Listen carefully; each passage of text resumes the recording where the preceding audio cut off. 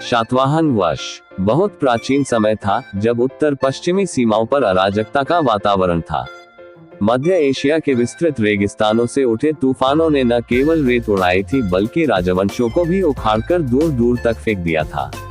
इन्हीं तूफानों के बीच एक जनजाति उठी थी, शक या शकवाहन, जिन्हें पश्चिमी देशों में सिथियन कहा गया और भारत में शक के नाम से पहचाना गया। उनका उद्गम कैस्पियन सागर और साइबेरिया के बीच की उन अनंत घास भूमियों से माना जाता है जहां घोड़े जीवन का आधार थे और युद्ध उनका स्वाभाविक कर्म। सदियों पहले जब चीन के हान साम्राज्य ने अपनी सीमाओं की ओर विस्तार किया तो मध्य एशिया की अनेक जनजातियां उखड़ गईं। युएची, कुषाण और शक, सबकी गति मानो किसी महान बवंडर में बिखरते पत्तों की तरह हो गई।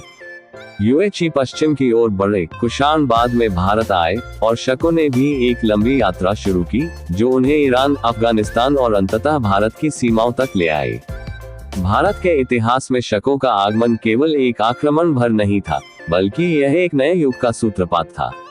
भारतीय परंपरा में शक पहले विदेशी माने गए जिन्हें मलेच्छ कहकर पुकारा गया, परंतु समय के साथ वे भारतीय संस्कृति में इस प्रकार घुल मिल गए कि भारतीय इतिहास के अभिन्न अंग बन गए। कथा शुरू होती है लगभग दूसरी शताब्दी ईसा पूर्व से। ग्रीक साम्राज्य, जिसे सिकंदर महान की विजय के बाद भारत की सीमा तक विस्तार मिला था, बिखर चुका था।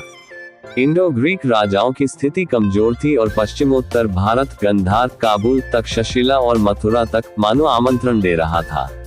शकों की सेनाएं, जिनके घोड़े वज्र की तरह तेज और जिनके धनुष आकाश को चीर देने की क्षमता रखते थे, इस भूमि की ओर बढ़ी। शकों का पहला प्रभावी प्रवेश भारत में हुआ मोग या माओ, जो कि एक शक शासक था।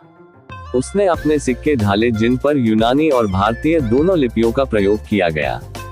यहीं से यह स्पष्ट हो गया कि शक केवल लूटमार करने वाले नहीं थे बल्कि वे स्थायी शासन और सत्ता स्थापित करना चाहते थे।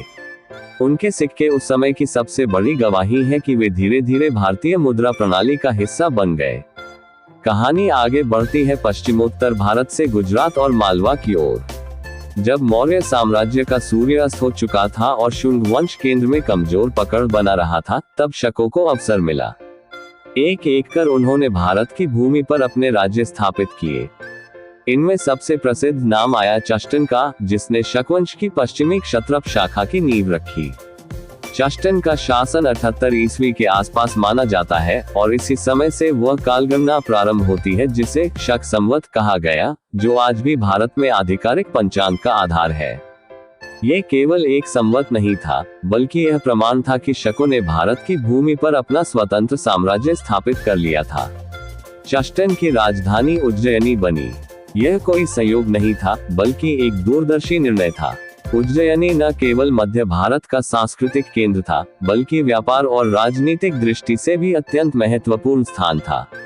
यहाँ से पश्चिमी तट के बंदरगाहों तक और उत्तर भारत के मैदानों तक समान दूरी थी। समुद्री व्यापार भी यहाँ से नियंत्रित किया जा सकता था। उस समय रोमन साम्राज्य और भारत के बीच व्यापार का स्वर्ण युग चल रहा था। पश्चिमी तट के बंदरगाहों भरुकच, भरिगुकच, आज का भरूच, सोपारा, कैलिना और बारेगाजा से रोमन व्यापारी आते थे।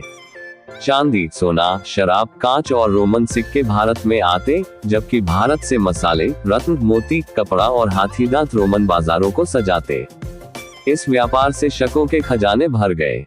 चष्टन के बाद उसके उत्तराधिकारी रुद्रदामन का नाम भारतीय इतिहास में स्वर्णाक्षरों से लिखा गया। रुद्रदामन न केवल युद्धकला में प्रवीण था बल्कि वह संस्कृत भाषा का महान संरक्षक भी था। उसके शासनकाल में गिरनार का प्रसिद्ध अभिलेख मिलता है जिसमें उसकी विजयों और दानशीलता का वर्णन है। रुद्रदामन ने मालवा और सौराष्ट्र को अपने अधीन कर लिया। उसने न केवल सेनाओं को हराया बल्कि विद्या और संस्कृति को भी आश्रय दिया। उसके शासनकाल में जल प्रबंधन के लिए प्रसिद्ध सुदर्शन झील का जीर्णोद्धार कराया गया। ये कार्य इतना महत्वपूर्ण था कि भारतीय इतिहासकारों ने उसे विशेष स्थान दिया। इस प्रकार शक शासक केवल योद्धा ही नहीं बल्कि प्रजावत्सल और प्रशासनिक दृष्टि से भी कुशल सिद्ध हुए। परंतु शकों की कहानी केवल उनकी विजयों और उपलब्धियों तक सीमित नहीं थी। उन्हें समय समय पर अन्य शक्तियों से भी संघर्ष करना पड़ा। उत्तर में कुषाण, पूर्व में शुंग और सातवाहन और दक्षिण में आंध्र के नरेश उनके शत्रु बने। इनमें सबसे बड़ा संघर्ष सातवाहन वंश के साथ हुआ। सातवाहन शासक गौतमीपुत्र शातकर्णी ने शकों को एक बार पराजित किया और स्वयं को शक्निपति, शकों का नाश करने वाला घोषित किया। लेकिन इतिहास कभी एक तरफा नहीं होता। सातवाहन की मृत्यु के बाद शकों ने फिर से अपनी शक्ति प्राप्त की और पश्चिमी भारत पर अपनी पकड़ मजबूत कर ली। ये था शकवाहन वंश की गाथा का प्रारंभ, एक ऐसे वंश का जिसने विदेशी होते हुए भी भारत को नया संवत दिया, नई प्रशासनिक परंपराएं दी और व्यापार तथा संस्कृति को समृद्ध किया। उनके सेनापति तलवार के बल पर आगे बढ़े, उनके राजा नीतियों से शासन करते रहे और उनकी स्मृतियां अभिलेखों, सिक्कों और स्थापत्य में आज भी जीवित है। समय धीरे धीरे अपनी रफ्तार से आगे बढ़ रहा था। उज्जैनी और सौराष्ट्र में शकों का साम्राज्य फैल चुका था। रुद्रदामन की गूंज जब भी लोगों के कानों में थी, उसकी न्यायप्रियता और वीरता के किस्से गली गली में सुनाए जाते थे। किंतु हर साम्राज्य की तरह शक साम्राज्य भी उत्तराधिकार के उतार चढ़ावों से गुजरा। रुद्रदामन का उत्तराधिकारी जब गद्दी पर बैठा तो उसे अपने पिता की उपलब्धियों का भार अपने कंधों पर महसूस हुआ। एक ओर सातवाहन साम्राज्य, जो दक्षिण भारत और दक्कन से उत्तरी क्षेत्रों की ओर अपनी शक्ति बढ़ा रहा था, दूसरी ओर उत्तर पश्चिम से कुषाणों की चुनौती। शकों को हर तरफ से चौकसी रखनी पड़ती थी। गौतमीपुत्र शातकर्णी के साथ शकों की टक्कर भारतीय इतिहास में प्रसिद्ध है। ये सातवाहन सम्राट अपने समय का महान योद्धा था। उसने शकों को एक बड़े युद्ध में परास्त कर दिया और अपने सिक्कों पर स्वयं को शक्निपति यानी शकों का नाश करने वाला कहलवाया। इस उपाधि ने शकों के गौरव पर चोट की, लेकिन शकों की प्रवृत्ति ही ऐसी थी कि वे हार को स्थायी रूप से स्वीकार नहीं करते। जैसे रेगिस्तान की रेत आंधी के बाद फिर से फैल जाती है, वैसे ही शकों ने भी अपनी शक्ति को पुनः संगठित किया। गौतमीपुत्र की मृत्यु के बाद सातवाहन साम्राज्य की पकड़ ढीली पड़ी और शकों ने मालवा और सौराष्ट्र पर पुनः अधिकार कर लिया। उनके सिक्कों और अभिलेखों से ज्ञात होता है कि पश्चिमी क्षत्रप शासक एक बार फिर विजयी मुद्रा में शासन करने लगे। इसी समय शकों की दो प्रमुख शाखाएं दिखाई देती है। पहली पश्चिमी क्षत्रप, जिनका शासन गुजरात, मालवा और सौराष्ट्र तक फैला था। दूसरी उत्तरी शाखा, जिन्होंने मथुरा और आसपास के क्षेत्रों में अपना प्रभाव जमाया। मथुरा का महत्व उस काल में केवल राजनीतिक नहीं था, बल्कि धार्मिक और सांस्कृतिक दृष्टि से भी था। यहाँ बौद्ध, वैदिक और जैन परंपराएं मिलकर एक विशाल आध्यात्मिक वातावरण बना रही थी। शकों ने इस वातावरण को नष्ट करने के बजाय अपनाया और अपनी छवि को भारतीय जनता के बीच स्वीकार्य बनाया। यही कारण था कि धीरे धीरे लोग उन्हें विदेशी के रूप में नहीं बल्कि शासक और संरक्षक के रूप में देखने लगे। रुद्रदामन के बाद उनके उत्तराधिकारी राजाओं ने अपनी राजधानी उज्जैनी को ही बनाए रखा, क्योंकि यह राजनीतिक और आर्थिक दृष्टि से सर्वोत्तम स्थान था। भरेगो कच्छ का बंदरगाह रोमन व्यापारियों से भरा रहता था। वहां सोने चांदी के सिक्के, शराब और आभूषण उतरते और बदले में भारत के मसाले, कपड़े और रत्न विदेश भेजे जाते। ये व्यापार इतना विशाल था कि शकों के खजाने निरंतर समृद्ध होते रहे। लेकिन शक्ति का असली प्रमाण केवल धन नहीं होता। असली शक्ति होती है तलवार और युद्ध भूमि। शकों को बार बार युद्ध का सामना करना पड़ा। सातवाहनों से संघर्ष कई दशकों तक चला। कभी सातवाहन विजयी होते, कभी शक। इतिहासकार कहते हैं कि ये द्वंद्व लगभग शतरंज की बाजी की तरह था, जिसमें एक चाल जीतती, अगली हार जाती। इसी काल में शकों ने अपने शासन की स्थिरता के लिए नए प्रशासनिक ढांचे बनाए। उनके सिक्कों पर संस्कृत और प्राकृत दोनों भाषाओं का प्रयोग दिखता है। यूनानी परंपरा से सीखे हुए चित्रांकन को उन्होंने भारतीय प्रतीकों के साथ मिलाया। सूर्य, चंद्रमा, नंदी और अन्य पौराणिक चिन्ह उनके सिक्कों पर अंकित पाए जाते हैं। यह इस बात का प्रमाण है कि शकों ने धीरे धीरे भारतीय परंपराओं को अपने शासन का हिस्सा बना लिया। उनकी उपाधियों में महाक्षत्रप विशेष प्रसिद्ध हुई। ये केवल शाही शक्ति का नहीं बल्कि उनके व्यापक साम्राज्य का प्रतीक थी। हर शासक अपने सिक्कों पर महाक्षत्रप की उपाधि अंकित करता ताकि उसकी सत्ता निर्विवाद सिद्ध हो। इस समय भारत के अन्य हिस्सों में भी हलचल थी। उत्तर पश्चिम से कुषाण साम्राज्य उदय हो रहा था। कनिष्क जैसे महान शासक ने उत्तर भारत पर अपनी पकड़ मजबूत की। शकों और कुषाणों के बीच सीधा संघर्ष नहीं हुआ, लेकिन दोनों के बीच प्रतिस्पर्धा अवश्य थी। कुषाण उत्तर भारत के मार्गों और रेशम व्यापार पर नियंत्रण रखते, जबकि शकों ने समुद्री व्यापार और पश्चिमी तट को नियंत्रित किया। इस प्रकार दोनों साम्राज्य अपनी अपनी शक्तियों के बल पर फलते फूलते रहे। शकों का प्रभाव केवल राजनीति तक सीमित नहीं था, उन्होंने वास्तुकला और शिल्पकला को भी प्रोत्साहन दिया। उज्जैनी, सोमनाथ और गिरनार जैसे क्षेत्रों में उनके द्वारा निर्मित शिलालेख और स्थापत्य प्रमाणित करते हैं कि वे धर्म और संस्कृति के संरक्षक थे। वे बौद्ध धर्म के आश्रयदाता भी बने, साथ ही वैदिक देवताओं को भी पूजते रहे। धीरे धीरे शकों की पहचान भारतीय समाज में इस तरह रच बस गई कि लोग उन्हें बाहरी नहीं मानते थे। उनके शासकों ने भारतीय कन्याओं से विवाह किए, भारतीय उत्सवों में भाग लिया और अपनी सेनाओं में स्थानीय योद्धाओं को स्थान दिया। इस सांस्कृतिक समन्वय ने उन्हें स्थिरता दी। फिर भी समय का चक्र कभी रुकता नहीं। सातवाहन साम्राज्य ने पुनः शक्ति संग्रहित की। शकों और सातवाहनों के बीच बार बार युद्ध छिड़ते रहे। कभी मालवा की भूमि युद्ध भूमि बनती, कभी सौराष्ट्र। प्रजा इस संघर्ष से थक चुकी थी, परंतु दोनों साम्राज्य अपनी प्रतिष्ठा छोड़ने को तैयार नहीं थे। इन्हीं वर्षों में शकों ने दक्षिणी गुजरात और काठियावाड़ में अपनी किलेबंदियां मजबूत की। उनके सेनापति दिन रात चौकसी रखते, क्योंकि उन्हें पता था कि सातवाहनों की सेना किसी भी समय आक्रमण कर सकती है। युद्ध की तैयारियां केवल तलवारों और घोड़ों से नहीं होती, बल्कि खजाने और अनाज से भी होती है। शकों ने अपने खजाने में सोने चांदी का भंडार किया और खेतों की सुरक्षा सुनिश्चित की। समुद्र उनके लिए जीवनदायिनी धारा था। रोमन साम्राज्य से उनका व्यापार उन्हें शक्ति प्रदान करता रहा।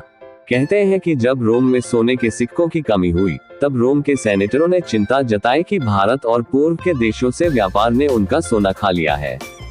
यह व्यापार शकों के लिए वरदान था, लेकिन केवल धन और व्यापार किसी साम्राज्य को अमर नहीं बना सकते। तलवार, नीति और जनता का विश्वास ही स्थायित्व की कुंजी होते हैं। शकों ने ये समझ लिया था और इसी आधार पर वे अपने शासन को आगे बढ़ाते रहे। समय के पंख और तेजी से फड़फड़ाने लगे थे। पश्चिमी क्षत्रपों का साम्राज्य अब पूरी तरह स्थापित हो चुका था। उज्जैनी की गलियां सैनिकों के पदचाप से गूंजती और भरेगोकच का समुद्री बंदरगाह विदेशी जहाजों की भीड़ से भर जाता। व्यापारी, पुरोहित, सैनिक और कवि सब इस साम्राज्य की बढ़ती शक्ति का अनुभव कर रहे थे। रुद्रदामन की छवि अभी भी लोगों के मन में जीवित थी। उसने अपने अभिलेखों में जो उपलब्धियां दर्ज करवाईं, वे आने वाले शासकों के लिए प्रेरणा बन गईं। शकों का एक विशेष गुण यही था कि वे अपने इतिहास को अभिलेखों और सिक्कों के माध्यम से संरक्षित करते। इससे हमें आज भी उनके जीवन और प्रशासन की झलक मिलती है। रुद्रदामन के बाद उसके उत्तराधिकारियों ने महाक्षत्रप की उपाधि को और भी गौरवपूर्ण बनाया। यह उपाधि केवल राजसत्ता का प्रतीक नहीं थी, बल्कि उनके साम्राज्य की सीमाओं और उनकी स्वतंत्रता का भी द्योतक थी।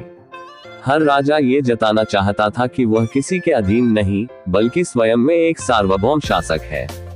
इसी काल में शकों का सातवाहनों से पुनः भयंकर संघर्ष हुआ।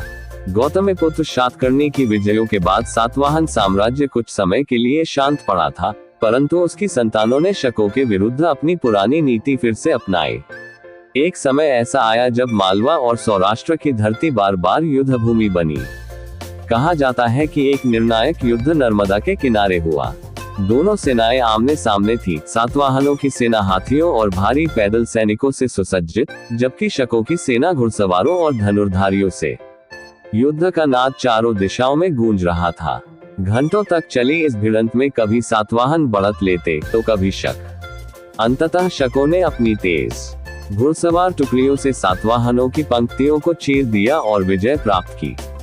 यह विजय केवल भूमि पर अधिकार भर नहीं थी, बल्कि शकों की प्रतिष्ठा को पुनः स्थापित करने का प्रतीक भी थी।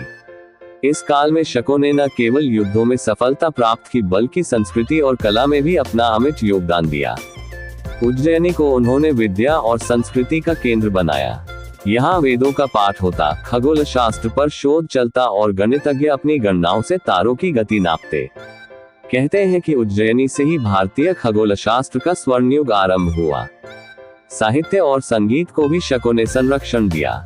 संस्कृत भाषा, जो उस समय उच्च वर्ग की विद्या की भाषा बन रही थी, को शकों ने अपने प्रशासन और शिलालेखों में अपनाया।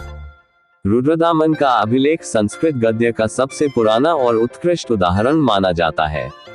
ये तथ्य अपने आप में प्रमाण है कि विदेशी माने जाने वाले शकों ने भारतीय संस्कृति को किस हद तक आत्मसात किया। धार्मिक दृष्टि से भी शकों का योगदान महत्वपूर्ण रहा।